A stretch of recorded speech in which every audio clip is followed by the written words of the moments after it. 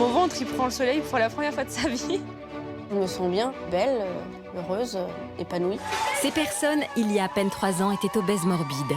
En quelques mois, elles ont perdu entre 40 et 70 kilos et découvrent le bonheur de vivre en bonne santé. Ce soir, nous vous proposons un programme inédit.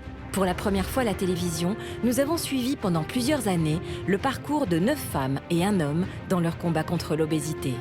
J'ai envie d'être fière, d'aller le chercher à l'école. Ça peut s'améliorer. C'est pas que ça peut, c'est que ça va s'améliorer. Ils avaient suivi des dizaines de régimes et tout tenté auparavant pour perdre du poids. Je suis partie sur un régime, un premier, et puis ça a été le démarrage, l'engrenage. Lorsque nous les avons rencontrés, ils s'étaient engagés dans un parcours de chirurgie de l'estomac depuis déjà de nombreux mois. J'ai envie de vivre. Là, je survis, là. Pour les accompagner et augmenter leurs chances de réussite après leur opération, nous avons créé un protocole hors norme avec de grands professionnels, spécialistes du surpoids et de l'obésité. Médecins, chirurgiens digestifs, diététiciens, psychiatres, hypnothérapeutes, chirurgiens esthétiques. Après leur chirurgie de l'estomac, nos témoins ont bénéficié d'un suivi sur mesure et des outils spécialement créés leur ont permis d'aller plus loin jusqu'à l'origine de leur maladie. Sors toute ta rage. Ça m'énerve. Comment on peut les aider alors? Qu'est-ce qu'on peut faire? À aucun moment, il faut considérer que la chirurgie, c'est une baguette magique et qu'on va résoudre tous les problèmes. Et finalement, ça veut dire que la problématique émotionnelle qui est derrière tout ça n'est pas résolue. Grâce à nos spécialistes, vous allez comprendre comment combattre les problèmes de poids, même sans chirurgie, et pour la plupart d'entre vous, comment les éviter. Ça veut dire que ça, c'est une bombe glycémique, comme si on mangeait du sucre. Exactement. 85% des régimes se soldent par une reprise des kilos dans l'année qui suit. Il est donc urgent d'expliquer comment retrouver un poids stable et une bonne santé au long cours. Quand tu perds 10 kilos, tu perds 5 kilos de muscle. Si tu perds du muscle, tu es fatigué. Nos 10 témoins ont tous perdu un poids considérable et ont dû faire face à des changements d'apparence majeurs. J'ai tout ça, là, qui tombe. C'est un peu dégueulasse, quoi. Certains ont eu besoin de 3 opérations de chirurgie réparatrice pour effacer les séquelles de leur perte de poids. Vous allez suivre maintenant les années de victoire et de rechute de ces personnes courageuses qui vont tout changer dans leur vie. Aujourd'hui, je suis heureuse et je suis épanouie et je profite de la vie. Ça a été une renaissance, je me sens revivre.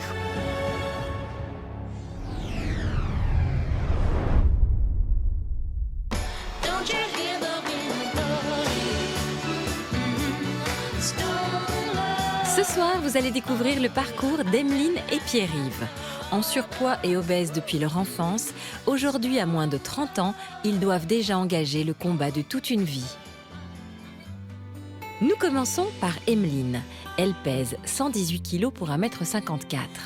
Lorsque je la rencontre pour la première fois, nous sommes en septembre 2017 et elle est déjà engagée dans un parcours de chirurgie de l'estomac depuis 14 mois. Bonjour madame. Ça va Emeline? Ça va. Bienvenue, assieds-toi sur le canapé. À 26 ans, cette maman célibataire de 2 jeunes enfants est une jeune femme à fleur de peau.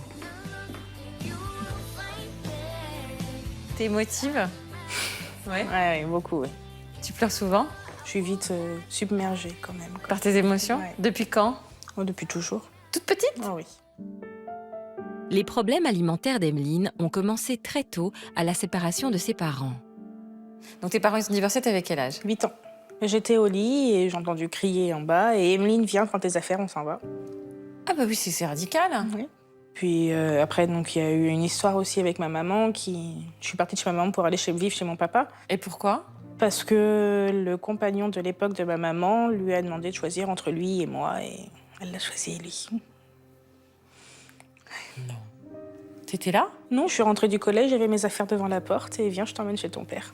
Oui, ma mère, elle est très brusque. Hein. Ah oui, dis donc. Que du coup, tu voyais plus ta mère? Non, plus du tout. Pendant 6 ans. Tu l'as pas vue pendant 6 ans? Je te crois pas. Ah, si. C'est dur. Et alors, comment t'as réagi chez ton père? Je fais bêtise sur bêtise. Et avec l'alimentation, ça a changé quelque chose? Ah oui, de toute façon, je rentrais du collège, je mangeais. Le week-end, je mangeais. Je faisais des crises de boulimie. Ah oui, donc t'avais vraiment des pulsions très fortes. Oui. Pendant plus de 2 ans, nos témoins seront accompagnés par les experts de notre protocole à des étapes clés de leur parcours. En écoutant Emeline, ils pointent tout de suite l'origine de son obésité, les dangers auxquels elle peut être confrontée et les écueils qu'elle devra éviter pour réussir son combat. Rien ne vaut les gestes tendres, rien ne vaut le temps passé ensemble. Et ça ne doit pas être remplacé par des bonbons. Car sinon, adulte, le risque, c'est qu'à chaque déception, on va prendre des aliments sucrés. Emeline a heureusement toujours pu compter sur le soutien de son père, un homme discret et pudique. J'étais une petite fille à papa, tout ce que je voulais, je l'avais en claquant des doigts.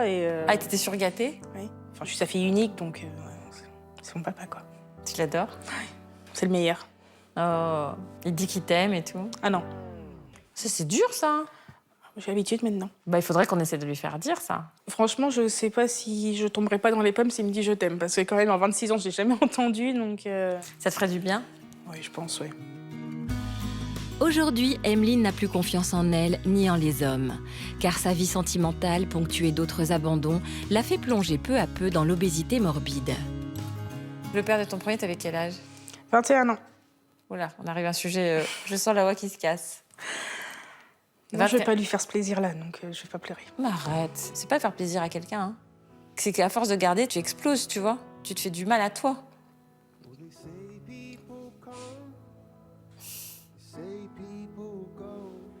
Donc, qu'est-ce qui s'est passé avec le père de ton premier enfant? Parti avec une autre. Et donc, t'as vécu ta grossesse toute seule? Oui. Tu l'as levée toute seule? Oui. Et alors après, t'as un deuxième enfant, d'accord. Alors, c'est qui ce second père? Donc, je suis restée toute seule pendant 3 ans, histoire de me remettre. Puis un soir, donc, je sors avec mes copines, puis je rencontre un garçon. Je tombe enceinte très rapidement aussi, sous pilule. Et donc, tout va très bien, sauf que je me suis fait réveiller un matin. Bonjour, je crois que vous couchez avec mon mari. Un coup de téléphone? Il était marié, le mec? Oui. Il a pas reconnu l'enfant non plus? Ah non. Et alors, les hommes, t'en penses quoi maintenant? Je l'ai fui. C'est vrai? Ah ouais, non. Tu veux pas d'histoire? Ah non. Je faisais déjà pas confiance après le premier, alors là, après le deuxième, ça me fait la peine. T'as une colère en toi? Je suis un peu impulsive. Je suis comme mon père. Après 18 ans de surpoids et d'obésité, c'est surtout pour ses 2 petits garçons de 4 ans et 18 mois qu'Emeline veut enfin prendre soin d'elle. Ça va, mon bébé? J'ai envie d'être fière, d'aller le chercher à l'école. Tu veux que je prenne ton sac, bébé? Car elle est terrorisée à l'idée que ses enfants reproduisent ses mauvaises habitudes alimentaires. Non. Me regarde pas comme ça, là, Théo, t'auras pas de chocolat.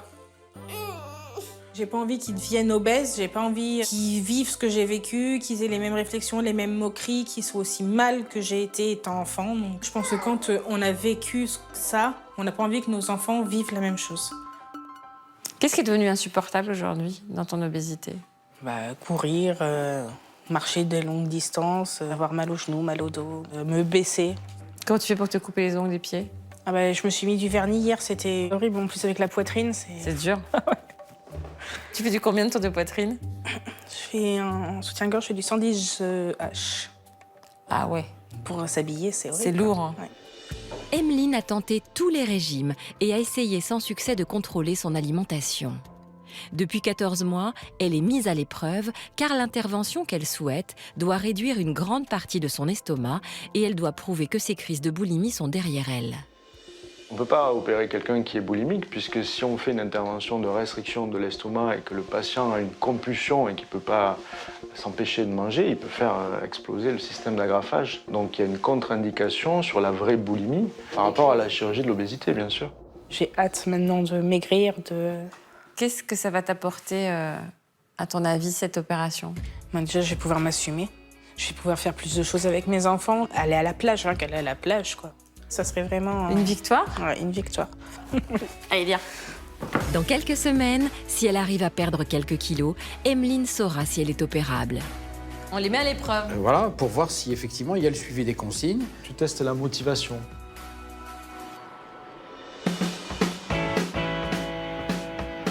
Janvier 2018, un autre jeune patient se prépare à être opéré de l'estomac dans quelques semaines. C'est Pierre-Yves, il a 25 ans. Il vit près de Nantes avec son compagnon Romain qui partage sa vie depuis 5 ans. Il a commencé son parcours de chirurgie depuis 4 ans et son dossier a enfin été accepté. Alors avec Jacqueline, sa mère, ils savourent tous les trois un dernier plaisir avant l'opération. Un beau saucisson. Après, tu auras le droit à un quart. Un quart de... Un quart de saucisson. Bah, plus un quart de tranche, j'aurais dit, mais... Tout le monde espère et redoute à la fois cette intervention délicate qui comporte des risques. C'est vrai que je commence à avoir peur. En plus, moi, pour ma part, j'ai jamais été opéré, donc comment ça va se passer? Est-ce que je vais souffrir? C'est quelque chose de pas bénin, quand même. Ça me stresse complètement, mais tu en as que 25 ans et je pense que on a essayé des régimes et ça n'a jamais marché. Donc, il faut qu'à un moment, il faut faire quelque chose. Jacqueline est un soutien de tous les instants pour Pierre-Yves. Et comme beaucoup de proches, elle redoute que son fils change de caractère et de comportement en perdant du poids. Je me dis, mon fils, il va changer. Là. Pour moi, je t'ai toujours connu, voilà, toujours hors norme, toujours... je comprends. S'il rentre dans la case, là, ça va me faire tout drôle. Après, je vais être malheureuse parce que tu n'auras plus besoin de moi. Si tu es bien dans ta peau... Bien sûr que si j'ai pas besoin de toi pour ça, j'aurais besoin de toi pour autre chose. Changer de corps, c'est un changement très important. D'autant qu'on est entouré par des proches et que ces proches nous connaissent tels que nous sommes. Ce changement de corps va provoquer une sorte de non-reconnaissance, voire vécu comme un abandon parce qu'on est devenu beaucoup plus mince. On sait que lorsque les proches accompagnent activement la personne, c'est un des grands facteurs de réussite de la chirurgie. Chacun craint le long parcours qui les attend, mais tout le monde sait qu'il est urgent d'agir, à commencer par Romain, son compagnon. C'est en même temps être conscient que c'est là ou jamais. Si on se projette après l'opération, tout va changer. Alors, ce n'est pas une nouvelle vie pour lui, ce n'est pas une nouvelle vie pour nous. C'est de l'espoir, c'est une nouvelle page, quoi. Ouais. C'est plein d'espoir de vie meilleure que Pierre-Yves quitte Romain pour se rendre à Paris, avec sa mère Jacqueline, qui ne le quitte pas d'une semelle. Avant que Pierre-Yves ne se fasse opérer de l'estomac, c'est le moment de comprendre le parcours d'obésité de ce jeune homme de 25 ans. Quand je le rencontre pour la première fois en janvier 2018, il pèse 180 kg pour 1,90 m.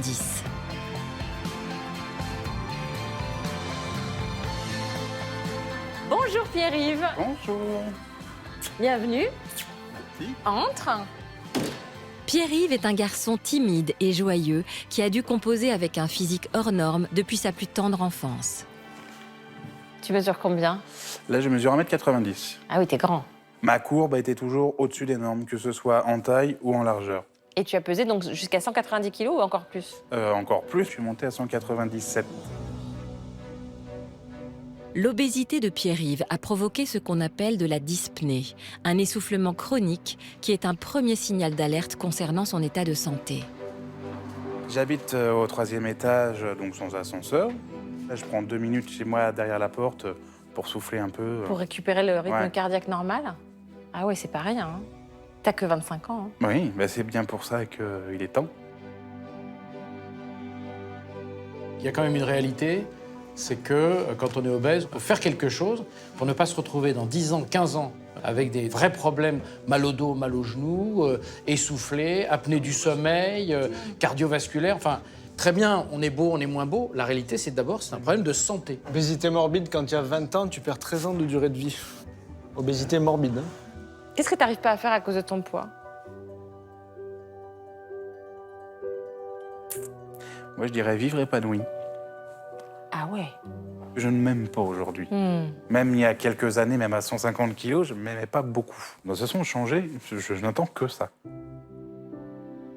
Un désamour ancré depuis longtemps, car tout comme Emeline, Pierre-Yves a vécu des années difficiles au collège.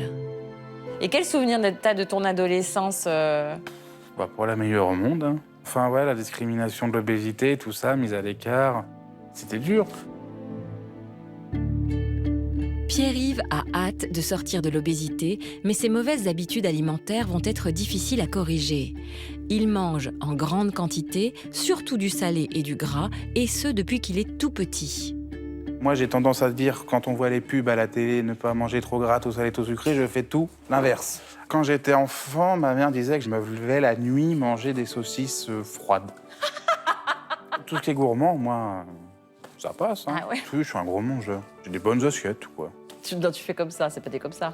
Ah bah, des bonnes assiettes, quoi. Non, tu peux manger des assiettes comme ça. C'est les plâtrés de pâtes. Ça peut bien peut-être une plâtrée de 500 grammes cuit. Hein. Ah ouais, c'est beaucoup. Hein. C'est une grosse fringale, ça peut être ça. Enfin, ça pouvait être ça. Ouais. Pierre-Yves est hyperphage, c'est-à-dire qu'il mange en très grande quantité sans être rassasié. Un problème de comportement alimentaire qui, contrairement à la boulimie d'Emeline, fait de lui un excellent candidat pour la chirurgie. L'hyperphagie, je pense, est la meilleure indication pour la chirurgie de l'obésité. C'est-à-dire que quand un patient me dit « Professeur, je mange beaucoup lors des 3 repas », je lui dis « Mais c'est la meilleure nouvelle du jour parce que la chirurgie va permettre de redonner la notion de satiété beaucoup plus précoce et surtout, le patient ne va pas être frustré comme dans un régime. » Pierre-Yves veut aussi agir pour son couple, car son obésité met en danger sa relation avec son compagnon Romain. Notre couple, il vacille un peu, et je pense en partie à cause de cette prise de poids. Pourquoi, à ton avis? Parce C'est le rapport à son corps? Déjà. Ouais. Et puis je pense que lui non plus, mon physique actuel, c'est pas ce qui... Et vous n'en parlez jamais frontalement? Rarement. Tu penses que l'obésité, ça a une incidence sur la sexualité? En tout cas, sur la mienne, oui. L'obésité a une incidence sur la libido des hommes. Pourquoi ? Parce que dans la graisse, il y a une enzyme qui s'appelle l'aromatase et qui va transformer la testostérone, l'hormone sexuelle masculine, en œstrogène, hormone sexuelle féminine, et donc cela va atténuer le désir, la libido masculine. T'as aussi envie de maigrir pour sauver ton couple. Oui. Il va t'attendre.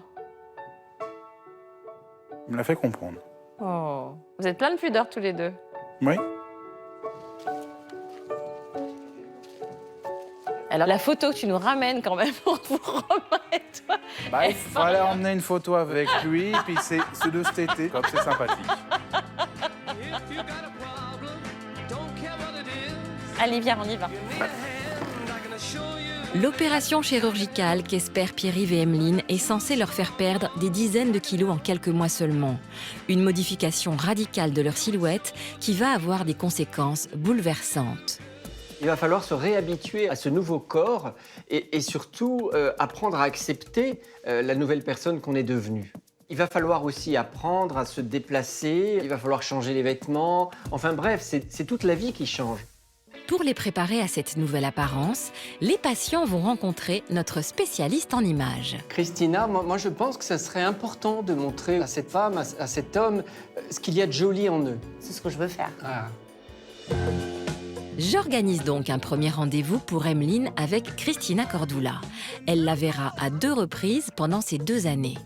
Christina, elle est un peu stressée. Bon, elle est émotive, elle est à fleur de peau, elle est toute mignonne, elle est très souriante et toute tremblante. Bon, à tout à l'heure. D'accord, à tout à l'heure. Ça va, ma chérie? Oui. T'es contente d'être là? Oui, je suis contente. Quel est ton rêve? Alors mon rêve, c'est de me mettre un jean slim avec une chemise et des escarpins sans avoir mal aux pieds pendant 3 semaines après. Parce que le talon... Et après, j'ai mal à supporter le poids, donc... Emeline rêve de féminité, même si pour l'heure, elle n'envisage pas du tout le jeu de la séduction. Est-ce que t'as un homme dans ta vie? Pour l'instant, non. J'ai envie déjà de m'assumer moi et de me supporter moi avant de pouvoir plaire à quelqu'un. J'ai envie de me concentrer sur moi et sur mes enfants, on verra après. Et se plaire à soi-même, ça commence par affronter son image, une étape indispensable mais difficile. C'est pas trop douloureux de s'obliger à se voir alors qu'on est dans le déni depuis tant d'années? La réalité, c'est la première étape de l'action. Si on ne sait pas ce qui se passe, on ne peut pas agir. Quand on n'arrive pas à voir les choses en face, à voir sa réalité, eh bien c'est souvent un obstacle à la perte de poids. On peut vivre bien sûr dans le déni toute sa vie, mais dans ce cas-là, on vit à moitié et il est rare qu'on vive heureux. Emeline, viens, ma chérie. Oh.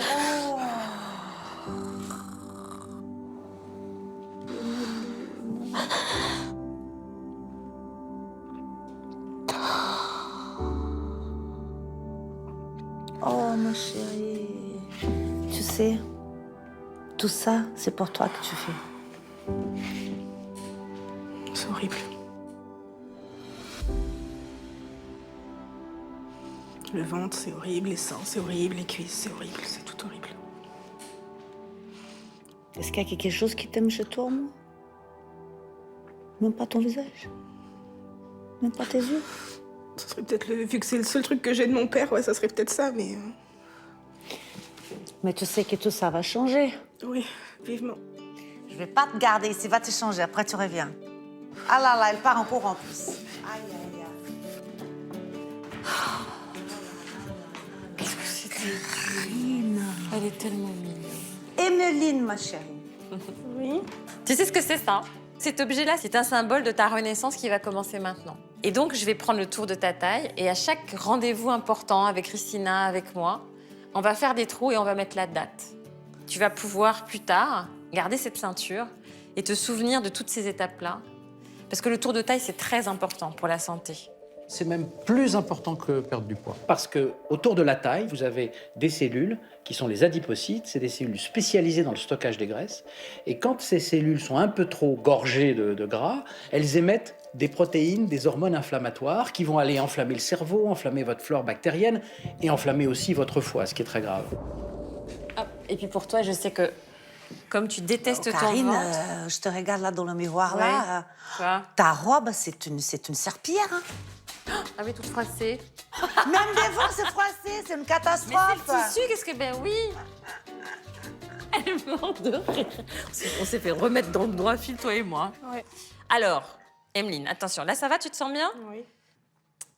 Attention.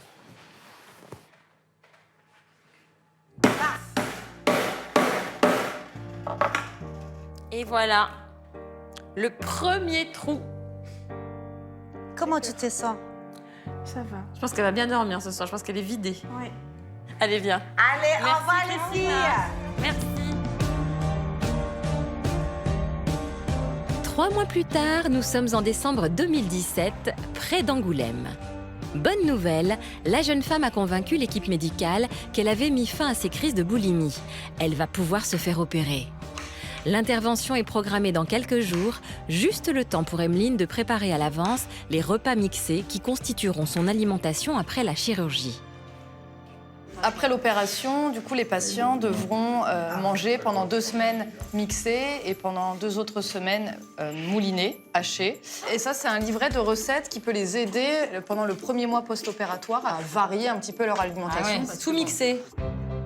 Des recettes spécialement conçues par la diététicienne du protocole Renaissance pour ne pas distendre son estomac après l'opération et l'aider à cicatriser. Alors, je fais un velouté de carottes. C'est d'abord mixé, après avec des petits morceaux, et après des morceaux un peu plus gros, et après, normalement, mais on est des bébés, quoi, qui reprennent à manger. Mais avant d'aller à l'hôpital, c'est avec ses enfants qu'Emeline passe une dernière soirée festive et gourmande. Alors ce soir, je fête mon anniversaire avec mes bébés. Mon papa ne viendra pas parce que mon papa n'a jamais fêté un seul anniversaire avec moi depuis que j'ai plus de 8 ans, il me semble. Donc voilà, on reste tous les 3 pour fêter mon anniversaire. Attends.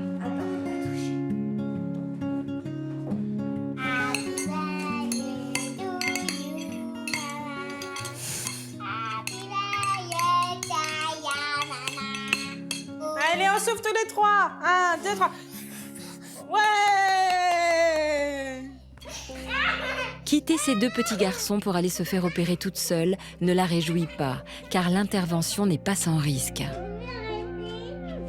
Prendre la décision d'opérer une personne obèse, en soi, est déjà une décision très importante parce que opérer, endormir un sujet obèse, c'est déjà prendre pour lui un risque très important, quelle que soit l'opération ou le type d'anesthésie. Une réalité dont Emeline a pleinement conscience au moment d'écrire une lettre à ses enfants, au cas où il lui arriverait quelque chose à l'hôpital. Mes bébés, cette opération, je la fais pour vous. Pour pouvoir jouer avec vous plus de 5 minutes sans être fatiguée. Pour pouvoir faire plus d'activités. Et surtout, pour être présente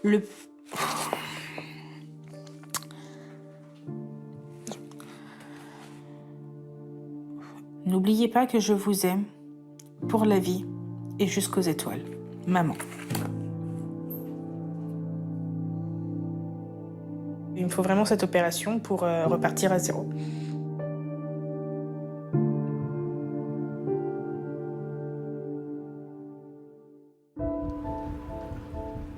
Trois jours plus tard, à Paris, c'est avec beaucoup d'appréhension qu'Emeline se prépare à descendre au bloc. Oui, c'est le grand jour. Enfin. Ça fait 1 an et demi que j'attends ce jour-là, mais là, j'ai qu'une hâte, c'est que ça soit fini, que je me réveille, que... Seule dans sa chambre d'hôpital, elle est soudain submergée par l'angoisse.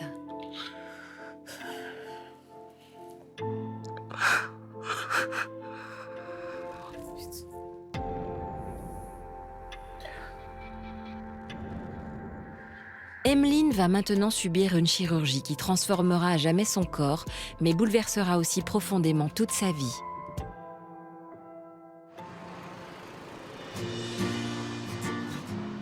Du côté de Pierre-Yves, avant de se faire opérer, il reste encore une dernière étape à franchir, rencontrer Christina Cordula pour faire un point sur son image.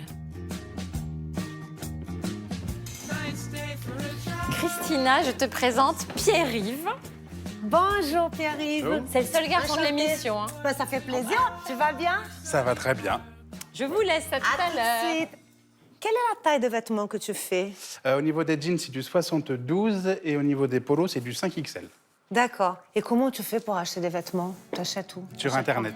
Il n'y a que là où je trouve des choses à ma taille et assez sympa, enfin, au moins sobre. Assez basique parce que je vois, c'est quand même un peu sombre. Oui. C'est au tour de Pierre-Yves de faire face à son reflet dans le miroir. Mets-toi là. Mm-hmm. Alors, qu'est-ce que tu vois? Bah, de la graisse. Bah, surtout, enfin, c'est surtout toute la partie du torse, quoi. Et, c'est pas quelque chose que j'aime spécialement garder, mais tout ce qui est sur les côtés, hein, toute cette partie-là, la poitrine. Ça fait des années que j'ai de la souffrance à cause du corps qui est comme ça, donc là, il est temps de basculer sur autre chose. Alors, là, c'est la dernière fois que tu te vois comme ça. Avec plaisir. Avec plaisir? Oh oui. Alors là, on va dire au revoir. Ah, même adieu. Allez, va te changer. Ouais. Oh là là, il prend sur lui, hein, le pauvre. Il a du courage. Il est incroyable. On parlait de toi? Allez, ça va mieux, là. Bon, cadeau. Comme les autres patients, Pierre-Yves va pouvoir mesurer l'évolution de son tour de taille tout au long de sa transformation. Voilà. Et voilà. J'aurais pas aimé être à la place de la ceinture. Bon, nous, on va se voir dans 1 an. Et ça sera une autre enveloppe qu'on va voir. Merci beaucoup. Ben, de rien, merci à toi. T'emmènes. Elle est bien. Tu sais qu'il te regarde beaucoup à la télé. Hein. Ah bon? Il était fan, il te l'a pas dit. Ah bon? Ouais. On fera une photo après. Elle est bien. Dans quelques jours à peine, Pierre-Yves a rendez-vous à l'hôpital pour se faire opérer.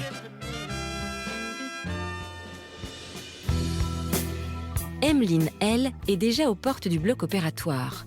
Je sais à quel point cette jeune maman célibataire se sent parfois seule pour tout affronter. Aujourd'hui, mon rôle est de la rassurer juste avant l'anesthésie. Bonjour. Comment ça va? Ça va? C'est le jour J? C'est contente? Ouais. Moi, je te suis au bloc. C'est parti. Allez, à l'endormissement, madame. Dans les bras de Morphée. Quand tu vois ma tête, la prochaine fois, c'est fait. Cool. Voilà, c'est parti. Donc vous, en revanche, vous allez voir les images, le bout d'estomac, tout ça. Après avoir été endormie, Emeline va subir une sleeve, l'opération bariatrique la plus fréquente en France. Il s'en pratique environ 36 000 chaque année. La sleeve, c'est une opération qu'on appelle restrictive, c'est-à-dire qu'on diminue la capacité de l'estomac à stocker des aliments et on provoque une satiété, le sentiment de ne plus avoir d'appétit plus rapide. On va supprimer les 2/3 de l'estomac en le coupant avec un instrument de chirurgie qui à la fois coupe et suture l'estomac de manière verticale. Mais avant de couper l'estomac d'Emeline, le chirurgien doit commencer par libérer cet organe de la graisse qui l'entoure. Ça, c'est un instrument qui brûle. C'est un instrument qui utilise des ultrasons. Donc entre les deux lames, on ne peut pas le voir, mais ça vibre à très très très haute fréquence. Donc ça crée de la chaleur. À la fois, ça coupe et ça cautérise. Ouais, exactement. Le chirurgien doit maintenant déterminer précisément la quantité d'estomac qu'il va enlever. Donc c'est important de définir la bonne taille d'estomac parce que la perte de poids, elle va être conditionnée par la juste taille, quoi. Si on fait trop grand, il n'y aura pas la perte de poids. Et si on fait trop petit, ça va être difficile de s'alimenter. Donc il faut faire vraiment la taille adaptée. Lorsqu'on pratique une sleeve, il est d'usage de retirer les 2/3 de l'estomac. Pour vérifier la taille de la partie restante, le chirurgien utilise un ballon qui est gonflé dans l'estomac jusqu'au volume souhaité. Allez-y, gonflez, voir. Hein. Ah voilà, magnifique. L'estomac restant pourra contenir le volume d'un pot de yaourt au maximum. Une fois que la taille du futur estomac est déterminée, le chirurgien commence à découper. Donc c'est bon, allez on agrafe.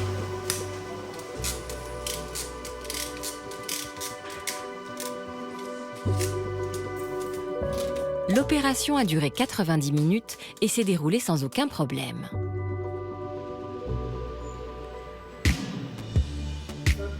Le jour J est aussi venu pour Pierre-Yves, mais de son côté, l'intervention qui l'attend est un peu plus délicate. C'est évidemment accompagné de Jacqueline, sa maman, qui l'attend de descendre au bloc. Comment tu te sens? Un peu inquiet, un peu stressé. En même temps, j'ai envie d'y aller. C'est pas une opération bénigne, quand même. Mais bon, ça va aller. Lorsque Pierre-Yves arrive à l'entrée du bloc, comme toujours, il est assez flegmatique et tente de masquer son stress. Ah, comment ça se fait qu'il a 3 personnes pour lui aujourd'hui? C'est la haie d'honneur pour le seul garçon de l'émission. Bonjour Pierre-Yves, ça va? Bon, comment tu te sens? Stressé, hein? Je respire et j'essaye de penser à autre chose et puis... Donc t'inquiète pas, allez, tout va très bien se passer. Je te vois tout à l'heure. Ouais. D'accord? Allez, zou. C'est parti. Contrairement à Emeline, Pierre-Yves ne pourra pas bénéficier d'une sleeve, mais d'un bypass. Il y a certaines situations où on n'a pas le choix parce qu'il y a des contre-indications de l'une des opérations. Par exemple, dans la situation de Pierre-Yves qui présentait un reflux gastro-œsophagien, parce qu'on sait que la sleeve va augmenter en post-opératoire le reflux, on est dans cette situation-là contraint de lui proposer un bypass. Mais le bypass est une chirurgie plus lourde et plus complexe que la sleeve. Elle n'est utilisée que dans 30% des cas. Le bypass est une technique qui consiste à isoler la partie supérieure de l'estomac et de créer un court-circuit entre cette partie et l'intestin pour diminuer l'absorption des aliments. Cette dérivation va modifier le parcours des aliments avalés, en rouge sur le schéma. Ils arriveront directement du haut de l'estomac dans l'intestin, beaucoup plus bas que normalement. Les aliments sont rejoints par les enzymes, ici en bleu, fabriqués par le foie et le pancréas pour permettre leur digestion. Allez, à l'attaque. Bistouri, s'il vous plaît. Bon, pour schématiser, la sleeve, c'est une réduction de la taille de l'estomac et donc on est très vite à satiété. Et le bypass, on fait comme un dérivé entre, on va dire, entre la bouche et les toilettes, quoi. C'est exactement ça. Le bypass, c'est plus compliqué à réaliser. Ouais, le geste chirurgical est plus compliqué. Le geste en lui-même, et puis il n'y a plus de complications pour le patient. C'est-à-dire que tu touches l'intestin, donc comme tu touches pas que l'estomac, tu ajoutes les complications de l'intestin à l'opération. Ouais, tu as 2 organes sensibilisés, quoi. Exactement. En cousant à la main et en intervenant sur plusieurs organes, ce sont aussi les risques qui sont multipliés. Au cours de l'opération, une hémorragie se déclare. Je trouve qu'il y a du sang, mon là-haut. Il faut identifier son origine et absolument l'arrêter. Tu vois, ça saigne sur la ligne d'agrafage. C'est une obligation absolue du chirurgien de contrôler l'hémorragie si elle apparaît pendant l'opération. En raison de cette complication, l'opération de Pierre-Yves va durer plus longtemps que prévu. Heureusement, le chirurgien va très vite faire cesser l'hémorragie. Mais il faut maintenant contrôler l'étanchéité du nouveau raccordement entre l'estomac et l'intestin. On va faire le test bleu, s'il te plaît, là. Voilà. Pour cela, on va injecter un liquide bleu par la bouche jusque dans l'estomac de Pierre-Yves. En cas de fuite, le liquide bleu apparaîtra sur la ligne d'agrafage ou les sutures.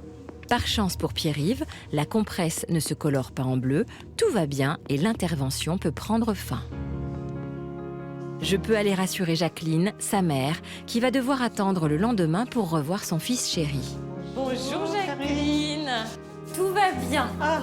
Car Pierre-Yves va rester en observation toute la nuit avant de remonter dans sa chambre. Au revoir. Ne vous inquiétez pas. Si tout se passe bien, les patients restent seulement 4 jours à l'hôpital avant de rentrer chez eux. Mais l'opération n'est qu'une première étape de leur renaissance et de nouveaux défis les attendent maintenant. Bonsoir Emeline. Pour les y aider, je leur apporte un premier outil indispensable. Bon bah tout va bien. Ça va mieux, oui. Oui. Bon, petit cadeau pour fêter cette opération. Voilà, je te laisse ouvrir d'abord.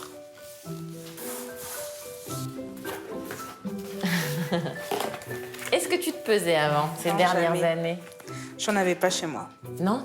T'as pas de balance chez toi? Non. C'est une balance impédance-mètre? D'accord. La balance à impédance-mètre permet de mesurer la composition corporelle, c'est-à-dire de savoir combien on a de kilos de muscles ou de gras dans notre corps. C'est vraiment très important de maintenir sa masse musculaire, puisque c'est ce qui nous permet de maintenir les os, d'avoir moins de douleurs articulaires et surtout d'avoir une bonne condition physique. Bon, bah t'es contente?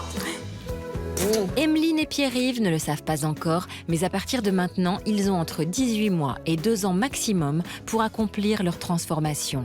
Et le compte à rebours a commencé. On considère qu'aux alentours de 18 mois, la perte maximale est atteinte, donc les changements nutritionnels devront intervenir rapidement pour pouvoir espérer avoir la meilleure perte de poids dans le temps. Emeline et Pierre-Yves ont donc moins de 2 ans pour sortir de l'obésité. Ce qu'ils ignorent aussi, ce sont les conséquences de la perte de poids massive. Car perdre de 30 à 100 kilos va inévitablement abîmer leur corps, soudain vidé de sa graisse. Une fois qu'ils ont maigri avec la sleeve ou le bypass, ils peuvent toujours pas rentrer dans leurs vêtements parce qu'ils ont de la peau qui pend partout, notamment au niveau abdominal ou au niveau des seins. On peut avoir des macérations, des infections cutanées, des odeurs. C'est le prix à payer après cette première opération qui leur permet d'allonger leur durée de vie, mais qui peut engendrer de nouveaux complexes. Les gens nous disent « je ne m'attendais pas à avoir ce corps-là ». Et si j'avais su que je serais comme ça, peut-être que je serais resté obèse. C'est quand même dur à entendre ça. Heureusement, des opérations de chirurgie sont possibles pour réparer la silhouette. On sait que quand les gens maigrissent, il y a en moyenne 4 interventions. Une intervention concernant le tour de taille, qui est le body lift, une intervention de chirurgie réparatrice des seins, une pour les bras et une pour les cuisses. Mais tous les anciens obèses ne peuvent pas en bénéficier, car il faut répondre à des critères stricts. Il faut tout d'abord être sorti de l'obésité, c'est-à-dire avoir un indice de masse corporelle inférieur à 30. Cette mesure s'obtient en divisant son poids par sa taille au carré. Pierre-Yves devra ainsi perdre au moins 72 kilos et Emeline 47 kilos pour espérer être opérable. Mais les patients doivent aussi répondre à 2 autres critères. Pour réaliser une chirurgie réparatrice et minimiser le risque de complications, il faut un poids stabilisé depuis plusieurs mois et une bonne stabilité psychologique. Réunir l'ensemble de ces conditions n'est pas facile. 30 à 40% des patients n'atteindront jamais cet objectif. Qu'en sera-t-il d'Emeline et Pierre-Yves? À quoi leur corps va-t-il ressembler dans 2 ans? Sauront-ils forcer leur destin et gagner leur combat contre l'obésité? C'est ce que nous allons vous raconter maintenant.